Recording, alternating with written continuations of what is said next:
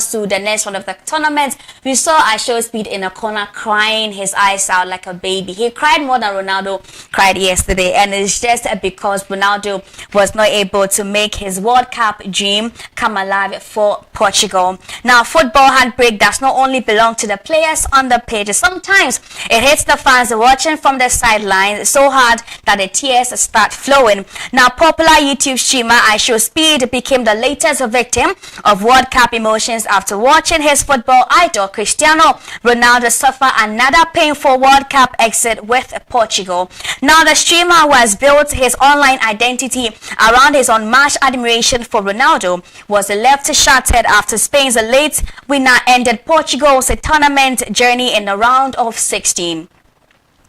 As the final whistle confirmed Portugal's elimination, Speed could no longer hide his emotions, breaking down in tears and delivering a heartfelt message to Ronaldo and fellow supporters. Apologizing through his tears, the passionate fan admitted the defeat was difficult to accept while expressing his unwavering love and respect for the Portuguese superstar. Now, the emotional reaction quickly exploded across social media, turning Speed's heartbreak into one of the most talked about fan moments of the tournament, because in football sometimes the biggest drama is not just played on the pitch, it happens in the hearts of those watching. And I also did witness something a while back. So during the match, Argentina and Egypt's match, when they were down by 2 goals, I actually saw one of my colleagues here and friend break down. Like he nearly cried his eyes out. He was like, oh my days, not Messi. Like, that is how high people take this whole football thing. For example, I do recall so well during this just ended season when Real Madrid lost to second division Albacete. My night was ruined. I could actually see myself crying, like it was so bad. That is how bad it can get. So sometimes it's not really about a player going through emotions. Even us from the sidelines, when we see these things, like, it takes a toll on us. Like, we're crying, we're having sleepless nights. Like, it happens a lot. And we saw what Akyaa Speed also went through yesterday. I was very sad to see, like, he literally covered his face and it was covered in tears. He broke down crying so hard. I also saw a post from Rafael Leo saying sorry to Ronaldo that they could not help him make his dream come true. And what's a way to actually live the World Cup? I just don't know why. It is very sad, but the video is actually on Starbucks. We do have the video where Akyaa Speed broke down in tears when he saw Ronaldo exit the World Cup following their defeat to Spain. Let's go and check the video out.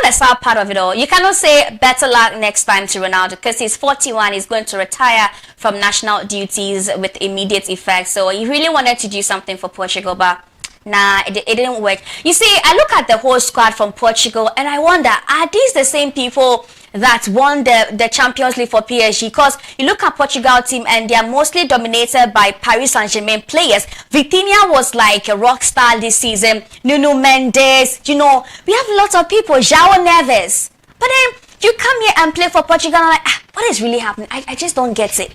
I just don't get it. Are these the same people that won PSG the Champions League? Or it's like they have a personal vendetta against Ronaldo where they want to make life a living hell for him? Because I just don't get it. Honestly, if Ghanaians had played against Portugal, trust me, we would have qualified. We would have qualified easily. But yeah, Ronaldo is out, and yeah, we can't say better luck to him because he's out. He's not playing again. But let's see, maybe with the current club he's playing for, should he stay at Al Nassr or play elsewhere before retirement? He may do something for them. Any club or all the clubs that he joined, was able to win them, tournaments or domestically. Juventus, Man United, Real Madrid just ended Al Nassr as well. Let's see what he's actually going to do. But yeah, this is all we have for you for Sports Pop. We'll go for a quick time. When we come back, let's have some discussions.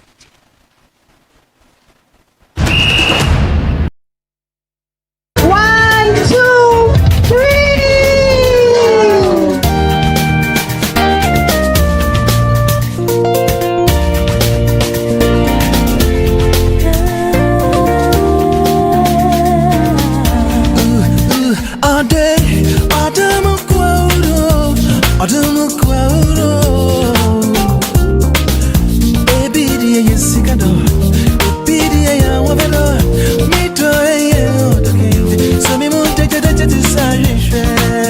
Please, I would like to ask if it's advisable to take antibiotics to cleanse your system after your menstrual cycle. Fela has been working so hard on her brand.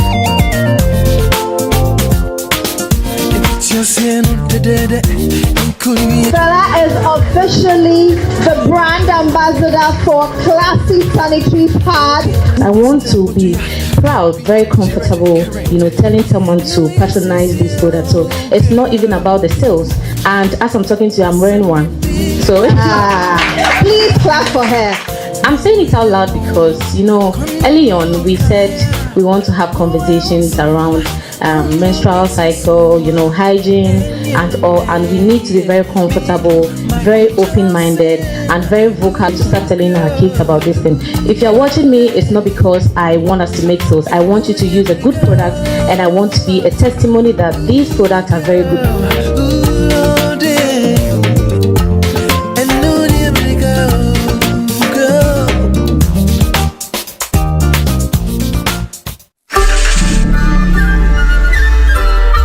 This is Baron Autos. We do sell cars, any type of vehicle you want.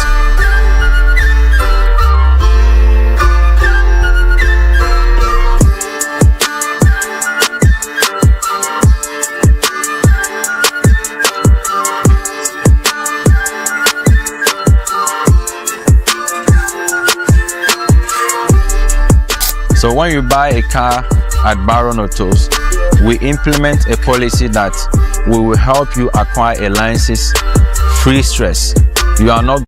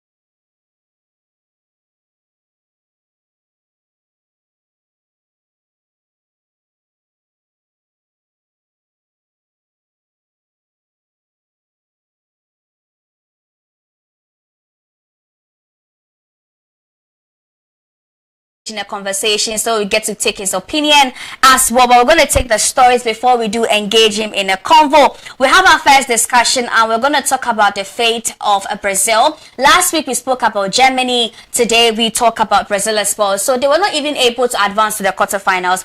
Actually, they lost to Norway. It was 2-1 against Brazil, thanks to the brace from Erling Haaland. There was a late minute goal from Neymar, but that was not enough to help the Selecaos even force the game into extra time. And there's a conversation about the state of Brazil right now. It looks like Brazil is actually in the same, boat with Germany. They are not really that team we grew up watching. But let's see what is actually going to happen when we engage both daddy in a conversation. But Brazil's World Cup disappointment has moved beyond a bad result. It has become a question of identity. After successive quarterfinal exit in 2018 and 2022, the five-time champions crashed out earlier this time, exposing deeper problems within the Selecao. Carlo Ancelotti arrived as the experienced doctor, expected to revive the patient after Brazil's qualifying struggles, and his record shows progress. But the Italian tactician has discovered that Brazil's problem requires more than a quick fix. Now, the biggest concern lies in midfield. Once the engine room of Brazilian creativity, now an area lacking imagination and control. The reliance on the veteran Casemiro provided defensive stability, but also exposed Brazil's vulnerability against faster, more energetic opponents. The absence of Lucas Paqueta removed the key creative outlet, leaving Brazil too dependent on quick transitions rather than attacking artistry that once made opponents tremble. Also, the bigger debate, however, is whether the problem belongs only to Ancelotti or whether Brazil's football development system has moved away from producing the money. Is the question we are going to engage or ask, both daddy, when we get him later on the line, because I don't know what is happening. In 2018, 2022, they did exit actually during the quarterfinals, but with this one, they left quite early. They left at the round of 16 to a team that has been able to join the World Cup for the first time in 28 years. Now, it raised concerns a lot.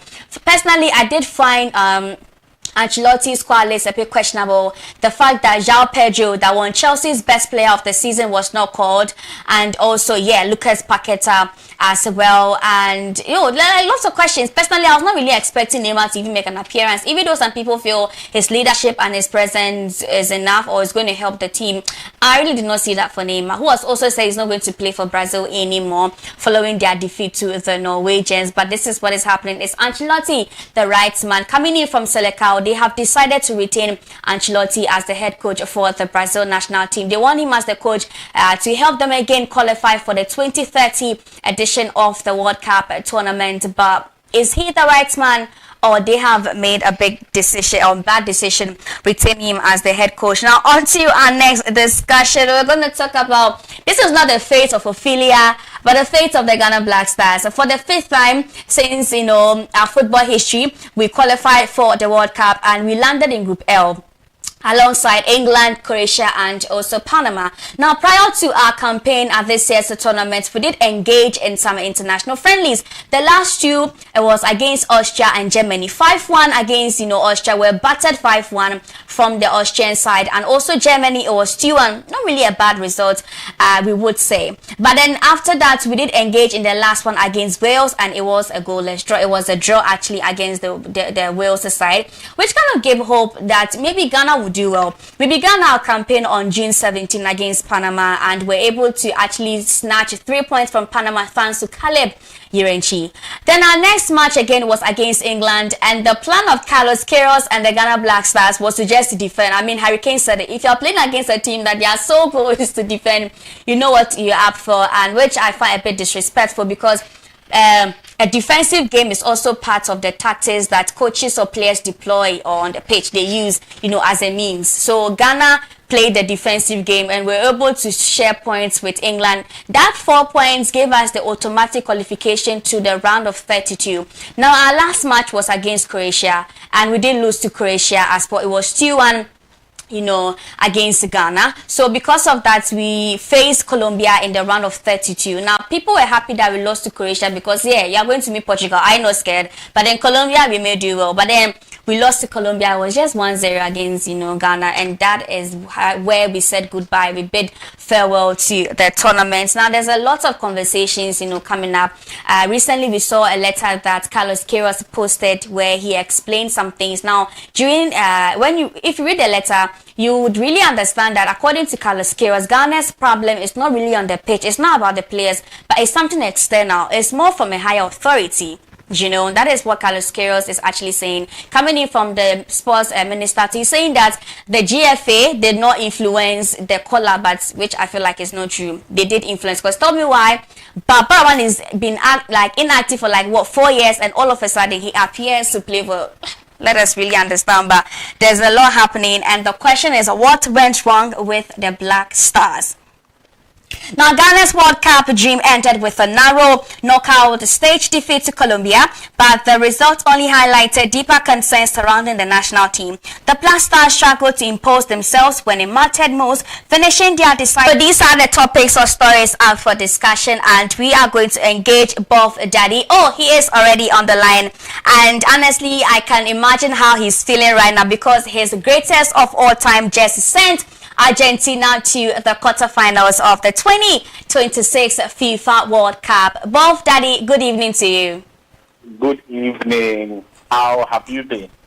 I'm fine. How do you feel? I'm very happy. As a Messi boy, I'm feeling good. I'm very happy today. Especially the fact that Ronaldo left yesterday, and what a beautiful comeback for Messi and also Argentina. So I think at this point, we're going to conclude and not have this good conversation anymore. I think now people can rest their pens and rest their mouth and just understand that Messi is the greatest of all time. Yes, it's done and dusted now. It's been signed and sealed. There's no room for a discussion about that anymore. Yeah. With respect to Cristiano Ronaldo for what he's been able to do for football, inspiring a lot of young footballers coming up and people around the world. He's had a very remarkable career, and to be considered as the second greatest of all time. Oh my days. That was so mean. I mean, who has the marking scheme to rate who is the greatest of all time? Honestly, I think Ronaldo has also worked his way through. Let's give his flowers to him. Yeah. It's always going to be subjective. There are people who still believe that Ronaldo is the greatest, and everyone is entitled to their opinions. But, I mean, hey, we all watched them play. We saw what they both achieved. They've all given to football a lot. And I can only thank him. Yeah. But Eugene, on what grounds are we going to actually name this person the greatest of all time, according to you? Like, in your opinion, on what grounds should be the marking scheme? I would go for longevity, titles, records, and also the number of times you've been able to be an MVP of a tournament, of a major tournament. And that is where I feel that Ronaldo has lacked in his career. He's played in 16 major international tournaments, and he's never been the best player of the tournament. He's helped in many instances, like his journey or the road to Portugal winning the Euros. But people can say he carried Portugal, but he didn't carry Portugal. Yes, he scored decisive goals, but he had the same number of output as Nani in that tournament. 3 goals, 3 assists, same as Ronaldo. He got to the final and he didn't play, and he was able to, out of somewhere, he was able to win it for Portugal. Yes, he played a part, but to call it a carry job is very hard. And that is where Ronaldo has lacked, and people always try to make excuses for him. We are not comparing him to a Zlatan or to a Thierry Henry or to a Luis Suarez or not even to Neymar. We are comparing you to Messi. So the standards are high. I always said if Americans understand football, they will blatantly disregard Ronaldo's claim for the GOAT status, because in American sports, there's absolutely no way you can be considered the greatest when you haven't won the creme de la creme and led your team there and be the MVP. Like, you cannot say that if, let's say, LeBron James never won an NBA championship, but then pound for pound be the best player we've ever seen on the court. Skill-wise, shooting-wise, defense-wise, all the attributes a basketball player should have. He has them at an elite level, but then he never won the NBA championship for any franchise he joined. He wouldn't be in the discussion. That's how it is. So this was Ronaldo's chance for him to really put himself out there, but then unfortunately he couldn't. Yeah, unfortunately. Well, thankfully, I am not really engulfed in this so good conversation. I don't really care about Messi. I don't care about Ronaldo. I just feel like the future is just for Kylian Mbappe. So yeah, go Mbappe. Let's root for Mbappe. But let's get into business and move on to our first discussion of the evening. So on Sunday, Brazil lost to, Norway. And Norway made an appearance for the first time in 28 years. And thanks to a brace from Erling Haaland, they were able to advance to the quarterfinals. Now in 2018 and 2022, Brazil made it to the quarterfinals. But this year, just the round of 16. Something that has sparked conversation online, especially as Carlo Ancelotti, still being retained as the head coach for the Brazil national team. Now, Bob Daddy, talk to us. Do you think Brazil has lost its football identity or simply its, golden generation? I don't think that Brazil has lost its football identity. I just think that the market has changed. Okay. I think that the Jenga style of football, that was the way the Brazilians term it, how they want to play, it was very prevalent because most of their star players spent more years in Brazil. So they got to feel that culture, the way Brazilians play their football. But here lies the case. In recent years, the big clubs keep tapping them. They keep tapping them very early. So 17-year-old Brazilian prodigy, then he's gone to Europe. 16 years, then he's gone. Even now, most of them are in the academies here. Yeah, in the academies in the big European teams. So they don't have that Brazilian flair. They don't get to develop it to what it feels like to play for Brazil. But again, it's all down to the talent pool available. You cannot overlook that. The pool of talent available is very important because Brazil's greatest teams were built around technical midfielders who dictated games. Yesterday's game, we had Casemiro. We had Casemiro and Bruno Guimaraes. Bruno Guimaraes plays for Newcastle. Back in the day, a Newcastle player has no business starting for Brazil. You understand? Today, Seleção produces exceptional wingers and forwards. I mean, they've lacked in forwards, right? But the wingers, yes, they still have it. But it's far and few players capable of controlling the tempo of the midfield. And this issue is less about individual talents, but more about balance also. So if you saw what Brazil did on Sunday, you could tell that Norway were even comfortable playing against Brazil because most of these players, they play with them in Europe. They played with them for a long time. They are no longer scared of them. So it's a whole lot. But I don't think Carlo Ancelotti is the problem. I think that Brazil, one way or the other, have lost their identity. Okay. Since you mentioned Casemiro, let's talk about Casemiro. Do you think bringing him back was a smart move or a sign of, Brazil's inability to evolve? Yes. I mean, it wasn't bad, but to start him was going to be a problem. Who was the alternative for Casemiro? Fabinho. Fabinho plays in the Saudi Pro League. That standard for Brazilian football has dropped. So are you telling me that in the whole of Brazil, they couldn't get anybody from any of the Brazilian leagues or even across Europe who could be suitable alternatives for Casemiro in the starting lineup? No, Fabinho has lost his legs. Casemiro is going to making errors, here and there. But that's football. You can't beat age. So I feel like Brazil had a problem with their selection a bit. But at the end of the day, that was the pool of players they had. So the talent is also a very huge factor because if you take it back to 2002, 2006, you remember the kind of players Brazil had. Yeah. So many stars. Yeah, and it's just not like that anymore. So I think that they'll have to look past that and look forward to what they're going to do in the future to bring Brazilian football back. Okay. Now, I would say that Brazil is under rehabilitation. They are looking forward to rebuilding the team again. And the man leading the charge right now is Carlo Ancelotti. Do you think he's the right man to do this whole project rebuild? If they are thinking about winning a World Cup again, I would suggest that they go for a Brazilian coach, not an Italian coach. Okay. Because historically, all the coaches that have, all the teams that have won the World Cup have had the coach from their country. So if you want to win the World Cup, your coach must be from your country. That's one. And then secondly, the reason is because they need to get a coach that understands what it means to be Brazilian, what it means to represent the Seleção. You understand what I mean? Yeah.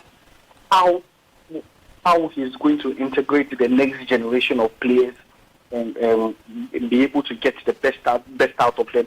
You know, national team football is not like club team football. National team, it has to do with the FA and building grassroots football and producing the players and grooming them through the ranks from the youth level to the junior level before the senior team level. So they have a long way to go to get this thing, the Brazilian football, back on track. But I believe it's something they can do because Brazil as a nation has a lot of talent. Okay. Now let's use Sunday's, loss to Norway as the case study right now. Would you blame Carlo Ancelotti or blame the quality of players that Brazil had on that said day? Again, they can't put so much blame on Carlo Ancelotti. Brazil had their chances. I mean, when it was goalless, and it was 2-on-goal, and then he missed it. Football is all about moments. They had a penalty in the first half. Bruno Guimaraes missed it. They had a 1v1, missed it. They had a couple of chances. They missed it. And then Norway got the first real chance. And then Erling Haaland makes Gabriel Magalhaes do grass. You see, it's just moments. You have to be decisive enough. You must take your moment. And that's what Brazilians or the Brazilian players didn't have. Yes, and they got punished because with the selection, I feel like the team that Brazil took to the World Cup, it wasn't great compared to other Brazilian teams, but they were still quality players. I mean, Rafinha was also questionable. What? I was just trolling Rafinha. Continue. We can't blame Ancelotti too much, but I mean, I would prefer Brazil goes back and then get a Brazilian coach. Okay, so you did mention that if Brazil is looking forward to, let's say, winning the 2030 World Cup, they should actually look for or seek for a Brazilian coach and not an Italian. But besides that, what are some major changes Brazil can make to challenge for the next World Cup? I think Brazil will have to create a system where they are able to develop technically gifted midfielders and also build on their tactical continuity.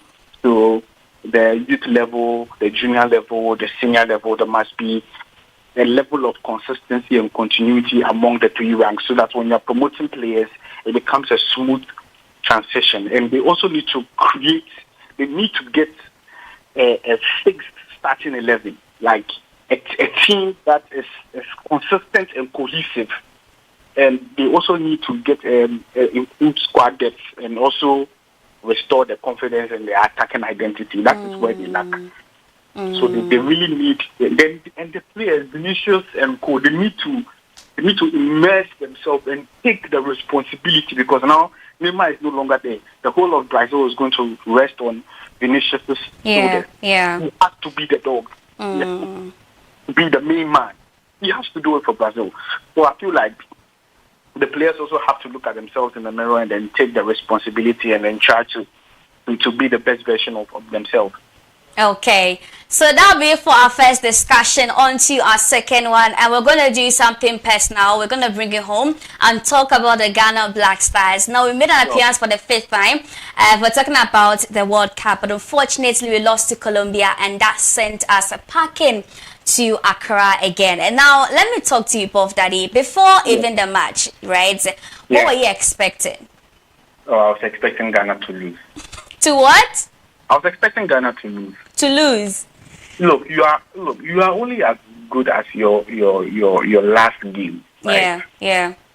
And if you look at how Ghana played against Croatia, it was very bad. You know, Ghana is one of the countries that created the least number of chances in the World Cup. Yeah. Our attack was so dead. And in the knockout stages, you need your attack to be on point. You need your attack to be solid, your midfield to be solid, your defense to be solid. And Ghana's team was just not built to go far. I mean, we did our best. we tried. We qualified for the knockout stages, but then that was it. I didn't expect us to beat Colombia because Colombia are going to run. Yeah. We expect Colombia to fight for every ball, every loose ball, every second ball. They are going to gun for it. But Ghana, we are slow. We like to move the ball slowly and all those things, and they were going to rush us. So I didn't. But we did. I mean, we held our own. We didn't create much, but I feel like we did okay. To lose 1-0 the way we did to Colombia, it's not embarrassing. I was just hoping we're not going to get spanked by 5 goals or something. Oh, I was really praying they don't actually spell Ghana for us. So 1-0 is not bad, but it is quite sad that we had to leave. But in your opinion, what would you say was the reason? Would you say it was a tactical mistakes or lack of quality? No, Ghana's problem is more to do with off the pitch than on the pitch. That is Ghana's problem. There's too much corruption. There's too much order from above. You have to ask yourself, why would you think Carlos Queiroz would just quit? I mean, he did okay, right? Yeah. Why do you think he would just quit? In his statement, he said he wished Ghana would do much better and tackle their issues off the pitch. Everyone knows it's off the pitch. Why?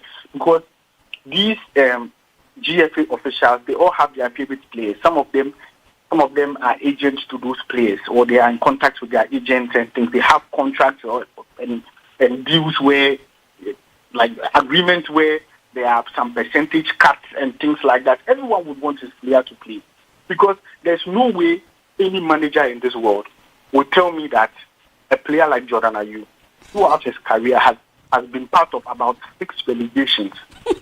Now, it's even surprised that our captain plays for Division 1 right now, Leicester City. Yeah, for a nation like Ghana, and that is your captain who has had only 1 shot on target in 3 World Cups. He's not scored any goal. The last goal he scored for Ghana in open play in any major tournament was in 2019. Let's be serious here. Let's be serious.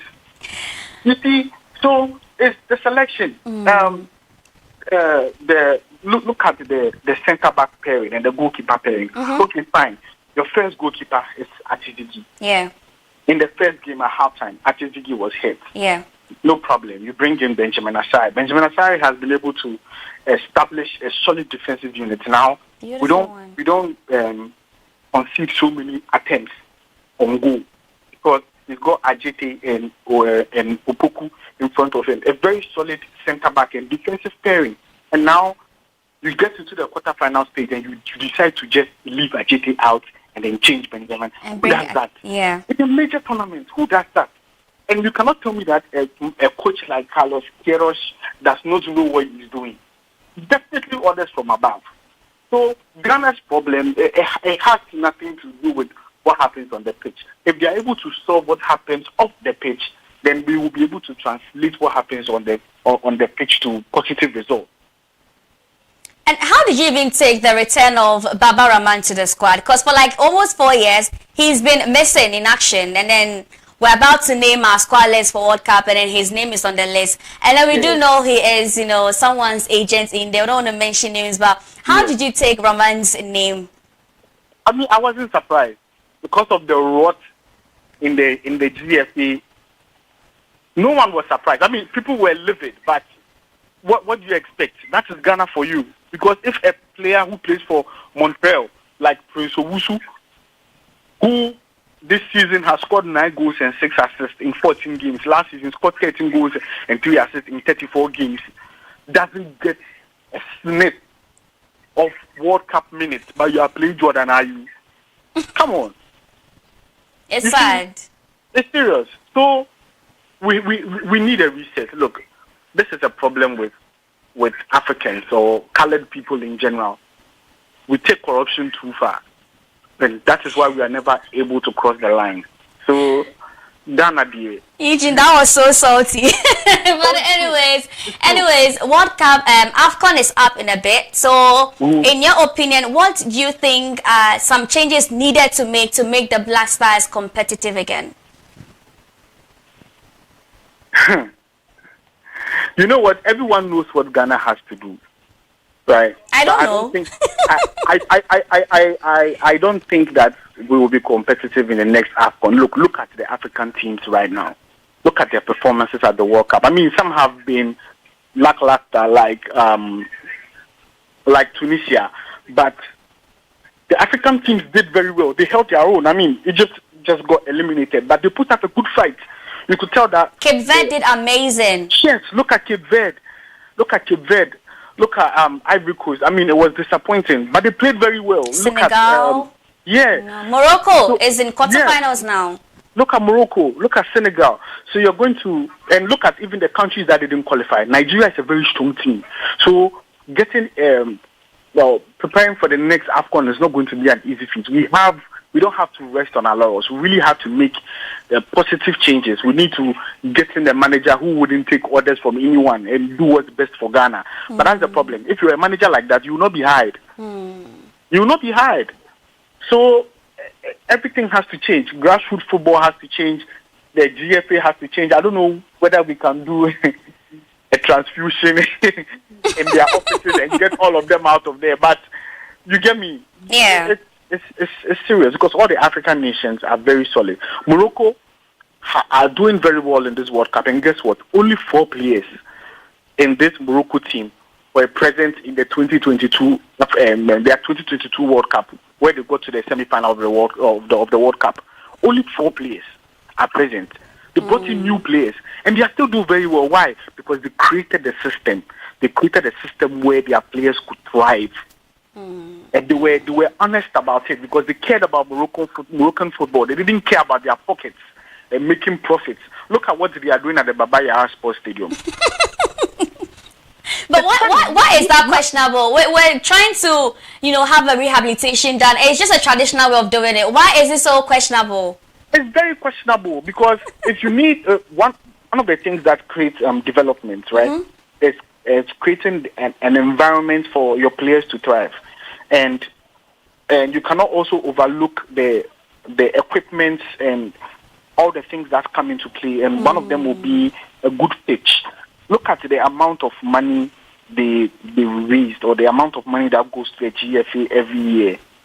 In the Premier League, as a Liverpool fan, Liverpool spends about £3 million every year for new pitches. Every year for new pitches, grass pitches. So are you telling me that Ghana, we cannot get £3 million and have it maintained over a period of over a year, and then every year we have to renew the subscription for it so that we get good pitches for the players to play on? Is that what you're trying to see? Do we have to get people from somewhere to come and use holes on the grass? What is it? Are we in high school now? Is this a high school game? With this same stadium, I do recall clearly this season when Kumasi Asante Kotoko featured in the CAF Champions League. They wanted to have their home match played at the sports stadium in Kumasi, but then it did not meet CAF's standards, so they had to play at the Accra Sports Stadium. Exactly. It even happened to Ghana.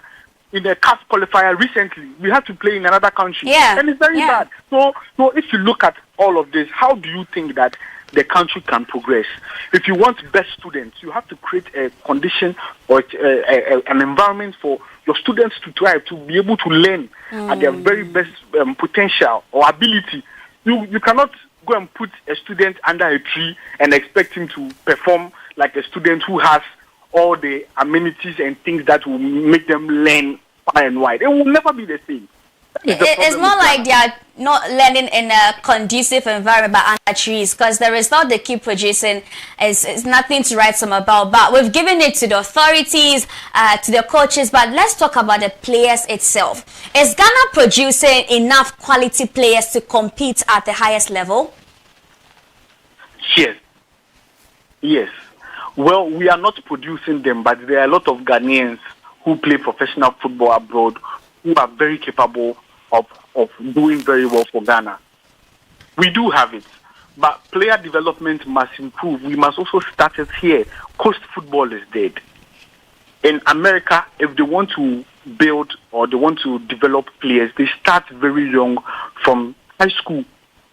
High school football is dead. I was very happy to see the Intercore in Ashanti region where the athletes, the runners, they got so much attention because it's very good. That is where it always has to start from. High school. But here, high school football is dead in Ghana. No one covers it. No one is. Yeah, it's dead.